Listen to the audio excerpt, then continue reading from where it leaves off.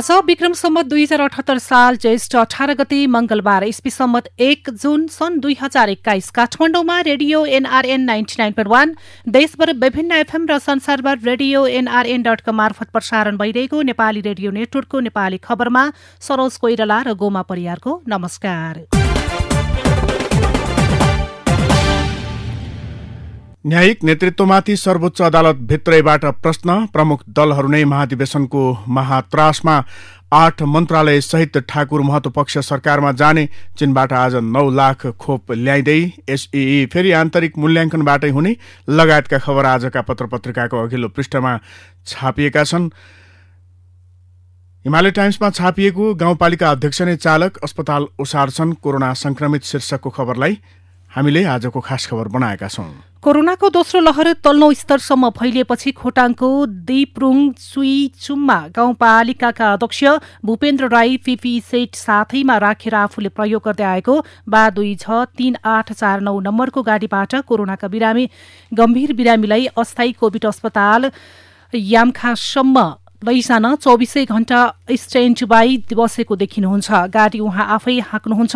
गाउँपालिकाको 7 वटामा जोखिम क्षेत्रबाट आएका सम्भावित लक्षण देखिएका र अन्य स्थानबाट आएकाहरूको एन्टिजेन परीक्षण गरिसकेर होम आइसोलेसनमा छोडेको संक्रमितहरूलाई श्वास प्रश्वासमा समस्या आएमा तथा अन्य गम्भीर प्रकृतिका लक्षण देखिएमा आफूलाई जति बेला पनि सम्पर्क गर्न भनी मौखिक तथा विज्ञप्ति जारी गरेर उहाँ यसरी स्ट्यान्ड बाई बस्नुहुन्छ।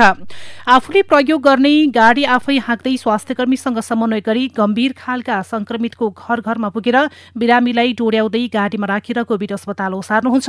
बिरामीलाई अस्पतालमा भर्ना गरेपछि मात्रै उहाँलाई राहत मिल्छ। गाउँपालिकाको गाडी चलाउन 2 जना चालक नियुक्त गरिएको भए पनि 1 जना संक्रमित भई उपचाररत रहेको र अर्कालाई एम्बुलेन्स बनाउन तराई पठाइएकाले आफैले गाडी चलाएर बिरामी उद्धार गरिरहेको उहाँले बताउनु भएको छ। होम आइसोलेसनमा बसेका मध्ये हालसम्म 2 जनाको उहाँ आफैले उद्धार गरिसक्नु भएको छ। डाँडागाउँकी 48 वर्षीय महिला र यामखाकी 74 वर्षीय वृद्धमा श्वास प्रश्वासको समस्या देखिएपछि उहाँले उद्धार गर्नुभएको हो। उद्धारमा 2 घण्टा ढिला गरिएको भए निकै ठूलो समस्या पर्ने स्वास्थ्यकर्मीले बताएको अध्यक्ष राईले बताउनु भएको छ। अहिले उहाँहरूको स्वास्थ्य अवस्था सुधारोन्मुख रहेको छ। त्यस्ता संक्रमित थपिने क्रम जारी रहेको र त्यसको सामना गर्न आफूहरू तयार रहेको उहाँले बताउनु भएको छ। भाइरल हुनका लागि यस्तो गर्नुभएको हो भन्ने प्रश्नमा उहाँ भन्नुहुन्छ, शङ्करको घडीमा यो नसोचिदिन आग्रह गर्दछु। यो बेला हामीले मोर्चा नसम्हाल्ने हो भने स्वास्थ्यकर्मी, नर्स, कर्मचारी, एम्बुलेन्स चालक, अन्य चालकको मनोबल गिर्छ। यो समय भनेको रिमोट चलाएर बस्ने होइन, सबै खट्नुपर्छ भन्ने हो। आफू कोठाभित्र बसेर यो गर त्यो गर भन्दै बस्ने होइन, आफै अग्रमोर्चामा खटिने उहाँको भनाइ छ। जसलाई भाइरल हुन मन छ उहाँले आएर हाम्रो बिरामीलाई अस्पतालसम्म पुर्याइदिए हुने थियो नि, उहाँले थप्नुभयो। यो हाम्रो कर्तव्य जिम्मेवारी हो। सङ्कटका बेला नागरिकलाई साथ दिन आवश्यक छ। नागरिकलाई समस्यामा परेको बेलामा हामी त्यहाँ हुन्छौं भन्ने हो, भाइरलका लागि होइन। होम आइसोलेसनमा छोडेका कतिपय संक्रमितहरूले रोग लुकाइरहनु भएको छ। उहाँहरू अत्यन्तै पीडा भएपछि मात्रै बाहिर देखिने खबर गर्ने गरेको पाइएको छ, उहाँले भन्नुभयो। यो आवाज हो नेपाली रेडियो नेटवर्कको र तपाईँ सुन्दै हुनुहुन्छ नेपाली खबर। नेपाली रेडियो नेटवर्कको नेपाली खबरमा अब पहिलो पृष्ठका खबर। कान्तिपुर दैनिकले न्यायिक नेतृत्वमाथि सर्वोच्च भित्रै प्रश्न शीर्षकमा खबर छापेको छ। न्यायाधीशको तटस्थता र निष्पक्षताको विषयलाई लिएर कानून व्यवसायीहरूले उठाएको प्रश्नमा सम्बोधन नभएपछि न्यायिक नेतृत्वसँग संवैधानिक इजलासको रोस्टरमा रहेका न्यायाधीशहरू असन्तुष्ट बनेका छन्। प्रधान न्यायाधीश चोलेन्द्र शमशेर जबरा र उनी निकट मानिने केही न्यायाधीश बाहेक अधिकांशले सोमबार यसबारे छलफल गरेका छन्। संवैधानिक इजलासमा रहेका न्यायाधीशहरू तेजबहादुर केसी र बमबहादुर श्रेष्ठको निष्पक्षतालाई लिएर कानून व्यवसायीहरूले प्रश्न उठाएका थिए। आइतबारको बहसपछि संवैधानिक इजलासले सोमबार त्यसबारे 2 न्यायाधीशहरूको राय लिने र त्यसपछि थप सुनवाई हुने बताइएको थियो। तर सोमबार उनीहरूको धारणा सार्वजनिक भएन। बरु संवैधानिक इजलासको रोस्टरमा रहेका अन्य न्यायाधीश र कानून व्यवसायीहरू छुट्टै छलफलमा बसे। हो, हामी दिनभरको छलफलमा बस्यौं। 2 श्रीमान केसी र श्रेष्ठको धारणापछि संवैधानिक इजलासमा बस्ने अरू 2 श्रीमानहरू दीपक कुमार कार्की र आनन्द मोहन भट्टराईले के निर्णय गर्नुहुन्छ त्यसका आधारमा फेरि थप छलफल गर्ने भनी कुरा टुङ्गिएको छ। सर्वोच्च अदालतका एक न्यायाधीशले भने यति प्रश्न उठिसकेपछि श्रीमानहरू केसी र श्रेष्ठले छोडिदिएको भए हुन्थ्यो भन्ने हो। उहाँहरूले नछाड्ने भएपछि हामीले अरू 2 श्रीमानको निर्णय पर्खिने हो। स्रोतका अनुसार मंगलबार बिहानै फेरि न्यायाधीशहरूले आपसी छलफल गर्ने तयारी छ। सर्वोच्च अदालत उच्च स्रोतका अनुसार प्रश्नको घेरामा रहेका 2 न्यायाधीशहरूले कानून व्यवसायहरूबाट प्रश्न उठेकै कारणले इजलासबाट आफूहरू अलग हुन नपर्ने राय व्यक्त गरेका छन्। आइतबारको मिति जेठ 16 गते राखेर सोमबार वितरित रायमा उनीहरूले यस अघिको फैसलाका कारण यो मुद्दा हेर्न आफूहरूलाई आचार संहिताका दृष्टिकोणले कुनै कठिनाई नभएको धारणा राखेको स्रोतले बताएको छ। यता विपक्षी र कानूनविदप्रति ओलीको आक्रोश शीर्षकमा नागरिकमा खबर छापिएको छ। प्रधानमन्त्री केपी शर्मा ओलीले गत 2 दिन यता विपक्षी र कानूनविदप्रति आक्रोश पोखिरहेका छन्। सर्वोच्च अदालतमा भइरहेको बहस र विपक्षीको आलोचनालाई लिएर ओली आक्रोशित बनेका हुन्। प्रधानमन्त्री ओलीले अदालतमा भएको बहस तथा पूर्व प्रधान न्यायाधीशहरूले निकालेको वक्तव्यलाई लिएर सार्वजनिक रूपमा टीका टिप्पणी गरिरहेका छन्। सोमबार युवा संघले सचिवालय बैठकलाई सम्बोधन गर्दै ओलीले 4 जना पूर्व प्रधान न्यायाधीश माथि आक्रोश पोखेका हुन्। आफूले लेखेर दिएको फैसला मात्रै अदालतले सुनाउनु पर्ने जसरी पूर्व न्यायाधीशहरूले विज्ञप्ति जारी गर्न थालेको भन्दै ओलीले कटाक्ष गरे। पूर्व प्रधान न्यायाधीशहरू मीन बहादुर रायमाझी, कल्याण श्रेष्ठ, अनुप्रा शर्मा र सुशीला कार्कीले केही दिन अघि विज्ञप्ति जारी गर्दै संसद विघटनको विरोध गरेका थिए। संसद विघटनलाई संविधान मास्ने खेलको रूपमा व्याख्या गरेपछि ओली उनीहरूमाथि खनिएका हुन्। संसद विघटन मुद्दामा सर्वोच्चमा जारी सुनवाईमा संवैधानिक इजलास गठनको विषयमा प्रश्न उठाउने कानून व्यवसायमाथि पनि प्रधानमन्त्री ओली खनिएका छन्। उहाँहरू त्यही चाहिरहनु भएको छ। हामीले लेखेर दिएको फैसला पनि पढी सुनाउने न्यायाधीश बाहेकलाई हामी मान्दैनौं। यसले न्यायालय कुन अवस्थामा पुग्दैछ, कालो कोटधारी केही व्यक्तिले न्यायालयलाई कुन अवस्थामा पुर्याउँदै हुनुहुन्छ, कुन हैसियतमा पुर्याउँदै हुनुहुन्छ, बडो गम्भीर विषय छ। पूर्व न्यायमूर्ति उहाँहरूले न्यायालयको कसरी हुर्मत लिँदै हुनुहुन्छ, पेन्सन खाएर आफ्नो समयमा केही नगर्ने अनि वर्तमान न्यायालयका काम कारबाहीमाथि हस्तक्षेपको ताण्डव गर्ने सडकमा। यसले हाम्रो लोकतन्त्रलाई कहाँ पुर्याउँछ, प्रधानमन्त्रीले प्रश्न गर्नुभयो।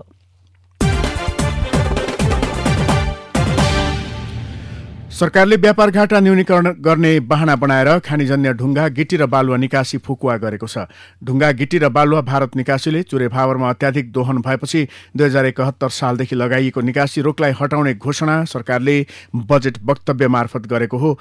बजेट वक्तव्यको बुँदा नम्बर 152मा राष्ट्रपति चुरे संरक्षण कार्यक्रम अन्तर्गत शिवालिक तथा महाभारत क्षेत्रमा 200 पोखरी निर्माण गरी जल पुनर्भरण र चुरे क्षेत्रका 164 नदी प्रणालीका भूक्षय नियन्त्रणका कार्यक्रम गर्न 1 अर्ब 53 करोड रुपैयाँ विनियोजन गरिएको उल्लेख छ।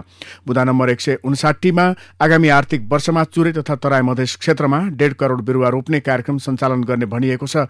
तर चुरे भाबरमै दोहन हुने गरी बुँदा नम्बर 179मा ढुङ्गा, गिट्टी र बालुवा निकासी गरिने भनिएको छ। अर्थ मन्त्रालयका सचिव शिशिर कुमार ढुङ्गाना भने उक्त निर्णय चुरे क्षेत्र उत्खननका लागि नभएको दावी गर्छन्। चुरे क्षेत्र भाङभुङ खनेर निर्माण सामग्री निर्यात गर्ने भन्न खोजिएको होइन। उनले भने वातावरणीय रूपमा असर नपुग्ने गरी पहिचान गरिएका खानीबाट उत्खनन गरी विदेश निकासी गर्ने भन्ने हो। उनले मुलुकभित्र पहिचान गरिएका खानीबाट ढुङ्गा निकालेर आयातमा चासो देखाएको बंगलादेश लगायतका मुलुकलाई बेच्न सके राज्यलाई फाइदा हुने भएकाले बजेटमा उक्त विषय समेटिएको बताए। व्यापार घाटा घटाउने बहानामा बालुवा, गिट्टी, ढुङ्गा निकासी फुकुवा कान्तिपुर दैनिकमा खबर छापिएको छ। मधेस डुब्ने खतरा शीर्षकमा नागरिक दैनिकमा खबर छापिएको छ। सरकारले 2071 सालमै चुरे संरक्षण क्षेत्र कायम गरेर सो क्षेत्रबाट ढुङ्गा, बालुवा, गिट्टी निकाल्न कानूनी रूपमा रोक लगाएको थियो। शनिबार सरकारले बजेट भाषण मार्फत व्यापार घाटा कम गर्न निकासी खुलाउने भनेको छ। यसले सबैभन्दा बढी मारमा मधेस क्षेत्र पर्ने देखिन्छ। पूर्वको इलामदेखि पश्चिम कञ्चनपुरसम्मको 36 जिल्लामा फैलिएको चुरे 164 वटा खोलाको मुहान हो। अन्य खोला नदीको तुलनामा चुरेबाट बग्ने खोला बढी विनाशकारी हुने विज्ञहरूको भनाइ छ। चुरेले नेपालको कुल क्षेत्रफलको 12.78% भूभाग ओगटेको छ। निकासी खुला नगरिँदै त चुरे क्षेत्रमा दोहनको अवस्था उदेक लाग्दो छ। धनुषाका चुरे अभियन्ता कृष्ण कुमार राउत भन्छन्, निकासी खुला गरिदियो भने त बेलगाम विनाश लीला हुन्छ। अहिलेको चुरे दोहानले खोलाहरूको धार परिवर्तन हुँदा खेत कटान, बाढी पहिरोको जोखिम बढ्दो छ।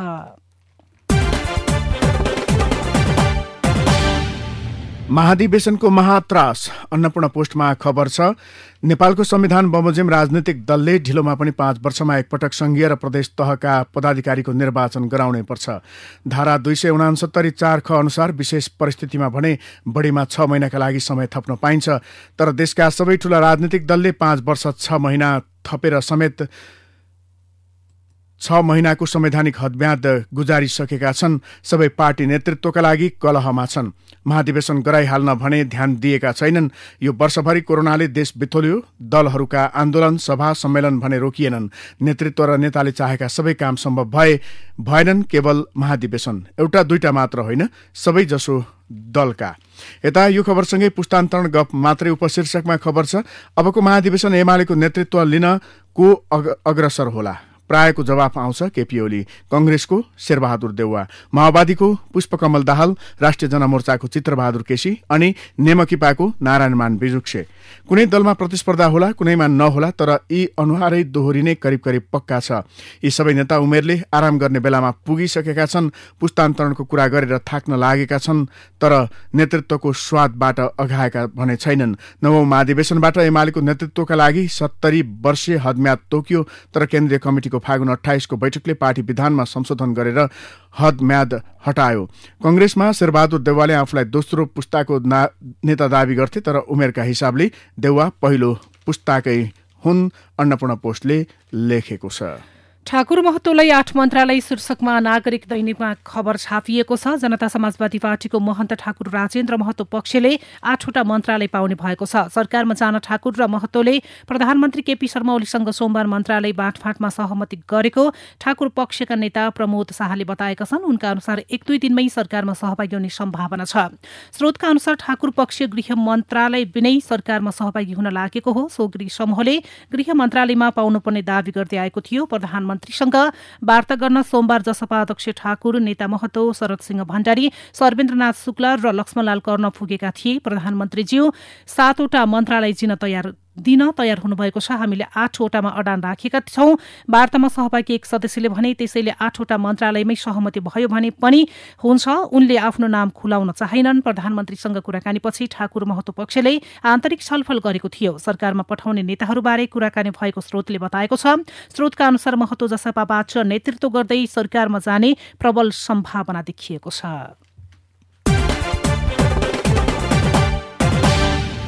लुम्बिनी प्रदेशबाट राष्ट्रिय सभा सदस्यका लागि भएको उपनिर्वाचनमा विपक्षी गठबन्धनको समर्थन रहेका कंग्रेस उम्मेद्वार दृगनारायण पाण्डेय विजयी भएका छन्। विजयी पाण्डेले सत्तारूढ एमालेका उम्मेद्वार चन्द्रबहादुर खड्कालाई 528 मतभारले पराजित गरेका हुन्। सोमबार भएको राष्ट्रिय सभा सदस्य उपनिर्वाचनमा निर्वाचित पाण्डेयले 4140 मतभार प्राप्त गरेका छन् भने उनका प्रतिद्वन्दी खड्काले 3612 मतभार प्राप्त गरे। सत्तारूढ एमाले राष्ट्रिय सभा सदस्यको उपनिर्वाचनमा बागमती प्रदेशपछि बेहोर्नु परेको दोस्रो हार हो। लुम्बिनीमा विपक्षी गठबन्धनका उम्मेद्वार पाण्डेय विजयी, नयाँ पत्रिकामा खबर छ। आज चीनबाट 9 लाख खोप ल्याइदै प्राथमिकतामा ज्येष्ठ नागरिक शीर्षकमा राजधानीमा खबर छापिएको छ। चीनले अनुदान घोषणा गरेको 10 लाख मध्ये 9 लाख डोज खोप आज मंगलबार नेपाल आइपुग्दैछ। 8 लाख चीनको राजधानी बेजिङ र 1 लाख खोप स्वायत्त क्षेत्र तिब्बतबाट आउने प्रधानमन्त्री तथा मन्त्री परिषद कार्यालयले जनाएको छ। कार्यालयका अनुसार चीन सरकारद्वारा अनुदान प्राप्त खोप मध्ये 8 लाख डोज लिन नेपाल वायुसेवा निगमको Kathmandu Beijing Kathmandu medical cargo उडान सोमबार राति 11 बजे बेजिङ प्रस्थान गरेको छ। सो विमान आज मंगलबार 2 बजेसम्म 8 लाख खोप नेपाल ल्याइपुग्ने जनाइएको छ। त्यस्तै चीनको स्वायत्त क्षेत्र तिब्बत सरकारले प्रदान गर्ने 2 लाख मध्ये पहिलो लटको झण्डै 1 लाख डोज खोप हिमालय एयरलाइन्सको 2 चार्टर्ड विमान मार्फत क्रमशः मंगलबार 1 लाख र बुधबार 1 लाख ल्याइने कार्यतालिका तय भएको छ। कोरोना संक्रमणको दोस्रो लहर फैलिएसँगै यसको रोकथाम तथा नियन्त्रणका लागि काठमाडौँ उपत्यकामा निषेधाज्ञा जारी गरिएको 1 महिना पुगेको छ। कोरोना संक्रमणको अवस्था हेरेर जेठ अन्तिमसम्म निषेधाज्ञा थप्ने तयारीमा अधिकारीहरू लागेका छन्। काठमाडौँ, ललितपुर र भक्तपुर 3वटै जिल्लाका प्रमुख जिल्ला अधिकारीले वैशाख 16 देखि उपत्यकामा निषेधाज्ञा जारी गरेका हुन्। सो अवधिमा निषेधाज्ञा उल्लङ्घन गरेको भन्दै करिब 33,000 सवारी साधन र 1,800 जनालाई होल्ड गरिएको छ। उपत्यकामा थपिन सक्छ निषेधाज्ञा शीर्षकमा गोरखापत्रमा यो खबर छापिएको हो। एसई फेरि आन्तरिक मूल्याङ्कनबाटै शीर्षकमा राजधानीमा खबर छापिएको छ। सरकारले यस वर्षको एसई परीक्षा नतिजा पनि आन्तरिक मूल्याङ्कनबाटै गर्ने निर्णय गरेको छ। गत वर्ष पनि परीक्षा आन्तरिक मूल्याङ्कनबाटै गरिएको थियो। शिक्षा विज्ञान तथा प्रविधि मन्त्रालयको प्रस्तावमा सोमबार बसेको मन्त्री परिषद बैठकले एसई परीक्षा आन्तरिक मूल्याङ्कन विधि अनुसार गर्ने निर्णय गरेको हो। एसई आउनै लाग्दा के गर्ने भन्ने अन्यल रहेको थियो। कोरोना महामारी झन बढ्दै गएकाले विद्यार्थीलाई कोरोना संक्रमणबाट बचाउन सम्बन्धित विद्यालयलाई नै आन्तरिक मूल्याङ्कनबाट एसई परीक्षा टुङ्गो लगाउने जिम्मेवारी दिएको छ। राष्ट्रिय परीक्षा बोर्डले आइतबार मात्रै एसई परीक्षा वैकल्पिक विधिबाट गर्ने व्यवस्था मिलाउने मन्त्रालयलाई प्रस्ताव गरेको थियो। यो आवाज हो नेपाली रेडियो नेटवर्कको र तपाईँ सुन्दै हुनुहुन्छ नेपाली खबर। नेपाली खबरमा अब भित्री पृष्ठका खबर। कोरोना महामारीका बीच स्थानीय तहहरू ज्येष्ठभित्रै चालू शैक्षिक सत्र सकेर असारबाट नयाँ शैक्षिक सत्र थाल्न अग्रसर देखिएका छन्। निषेधाज्ञाका कारण देशभर शिक्षण संस्था ठप्प भए पनि पालिकाहरू आन्तरिक मूल्याङ्कनबाट अन्तिम नतिजा प्रकाशन गरेर शैक्षिक सत्र 2078को पठन पाठन थाल्ने तयारीमा जुटेका छन्। यो वर्षको मनसुन खतरायुक्त हुन सक्ने राष्ट्रिय विपद जोखिम न्यूनीकरण तथा व्यवस्थापन प्राधिकरणले जनाएको छ। अघिल्लो वर्षको भन्दा धेरै वर्षा हुने र बाढी पहिरो तथा रोगव्याधिले धेरैलाई असर गर्न सक्ने प्राधिकरणले जनाएको छ। गण्डकी प्रदेश सरकारले आगामी आर्थिक वर्षको बजेट कोरोना महामारी नियन्त्रण रोकथाम र उपचारमा केन्द्रित गर्ने भएको छ। प्रदेश सरकारका अर्थभूमि व्यवस्था कृषि सहकारी तथा गरिबी निवारण मन्त्री किरण गुरुङले सोमबार प्रदेश सभामा सरकारको आगामी आर्थिक वर्ष 2078-79को बजेटको नीति सिद्धान्त र प्राथमिकता प्रस्तुत गर्दै बजेट कोरोनाको महामारी नियन्त्रण रोकथाम र उपचारमा केन्द्रित हुने जानकारी दिएका छन्। प्रदेश 2 सरकारले जेठ 24 गते बजेट अधिवेशन आह्वानका लागि सिफारिस गरेको छ। मुख्यमन्त्रीको निवासमा सोमबार बसेको प्रदेश मन्त्री परिषद बैठकले चालु हिउँदे अधिवेशन अन्त्य गर्दै जेठ 24 मा बजेट अधिवेशन आह्वानका लागि प्रदेश प्रमुखमा सिफारिस गर्ने निर्णय गरेको सरकारका प्रवक्ता एवं आन्तरिक मामिला तथा कानून मन्त्री ज्ञानेन्द्र कुमार यादवले जानकारी दिनुभयो। कच्चा पदार्थको मूल्य बढेको बहानामा उत्पादकले खाने तेलको मूल्य अचाकले वृद्धि गरेका छन्। एक वर्षको अवधिमा खाने तेल लिटरमा करिब 100 रुपैयाँ भन्दा धेरै महँगिएको छ। सरकारले बजेट मार्फत निषेधाज्ञाका समयमा उपभोक्तालाई विद्युत महसुल छुट दिने घोषणा गरे पनि उपभोक्ताले तत्कालै यो सुविधा नपाउने भएका छन्। पूर्व तयारी बिनै बजेट मार्फत गरिएको घोषणा कार्यान्वयनमा आउन अझै केही समय लाग्ने बताइएको छ। यता प्रतिनिधि सभा विघटन गरेर वैधानिकता गुमाइसकेको सरकारले भ्रमको खेती गर्ने उद्देश्यसहित बजेट ल्याएको नेपाली कांग्रेसले आरोप लगाएको छ। बजेटमा प्रस्तुत योजना कार्यान्वयन सम्भव नरहेको कांग्रेसको दाबी छ। सरकारले कर्णाली प्रदेशलाई अर्गानिक कृषिको घोषणा गरे पनि घोषणा कागजमै सीमित रहेको छ। अर्गानिकका लागि आवश्यक पूर्वाधारको विकास नभएका कारण अर्गानिक कर्णाली अभियान कार्यान्वयनमा आउन नसकेको स्थानीय जनप्रतिनिधिले बताएका छन्। अब शेयर बजार दैनिक नयाँ कीर्तिमान बनाउँदै आएको नेप्सेमा 45 अङ्कको करेक्सन हुन पुगेको छ। आइतबार नेप्से सूचक 12 अङ्कले बढेर 2827 बिन्दुमा पुगेर बन्द भएकोमा सोमबार 2800 को बिन्दुबाट ओह्रालो लागेर 2782.86 बिन्दुमा पुगेको छ। यो आवाज हो नेपाली रेडियो नेटवर्कको र तपाईँ सुन्दै हुनुहुन्छ नेपाली खबर। अब विदेशका खबर। इजरायलका प्रधानमन्त्री बेन्जामिन नेतान्याहुको गठबन्धनमा रहेका नेता नफ्ताली बेनेटले विपक्षी गठबन्धनसँग मिलेर सरकार बनाउने घोषणा गरे लगतै प्रधानमन्त्री नेतन्याहुको 12 वर्षीय कार्यकाल समाप्तिको संघारमा पुगेको छ। इजरायलको सानो तर कट्टरपन्थी दल यामिना पार्टीका नेता बेनेटको नाटकीय घोषणाले प्रधानमन्त्री नेतन्याहु र उनको दल लिकुड पार्टीलाई विपक्षमा पुर्याउने जनाइएको छ। अब खेल र खेलाडीका खबर। दक्षिण अमेरिकाको सबभन्दा ठूलो फुटबल प्रतियोगिता कोपा अमेरिका सुरु हुनु 2 हप्ता बाँकी छँदा आयोजक विहीन भएको छ। अर्जेन्टिनामा कोरोना संक्रमित बढ्दै गएपछि दक्षिण अमेरिकाको फुटबल महासंघले अर्जेन्टिनामा फुटबल नगर्ने निर्णय गरेको हो। अब विचार र विश्लेषणको पालो। सबैभन्दा पहिला नागरिकबाट न्यायिक निष्ठा शीर्षकको विचारलाई लिएका छौं। हामीले लामो संघर्षको प्रतिफल स्वरूप प्राप्त गरेको लोकतन्त्रले जरा गाड्न र संविधानको पालना गराउन यहाँका संवैधानिक निकायहरूको ठूलो भूमिका हुन्छ। त्यसमा पनि अदालतले दिने सही निर्णय र आदेशले अहिले गर्न खोजिएको भाँडभैलोलाई नियन्त्रण गर्न सक्छ। यसका साथै संविधानको सही व्याख्या पनि हुन्छ। यसअघि विघटन विरुद्ध परेको मुद्दाले संविधानको धारा 76 अनुसार बन्ने सरकार संविधानका विभिन्न चरणका बारेमा प्रष्ट भइसकेको छ। त्यसले अबका दिनमा संविधानको प्रयोगलाई सहज तुल्याउँछ। अहिलेको मुद्दामा पनि सर्वोच्चले दिने आदेशबाट संविधानका प्रावधानलाई आफू अनुकूल व्याख्या गर्ने कार्यकारीका कामका बारेमा निरूपण हुनेछ। यसले भविष्यमा यस्तै दूषित उद्देश्य लिएका सरकारहरूबाट हुने दुरुपयोग नियन्त्रणमा मद्दत पुग्छ।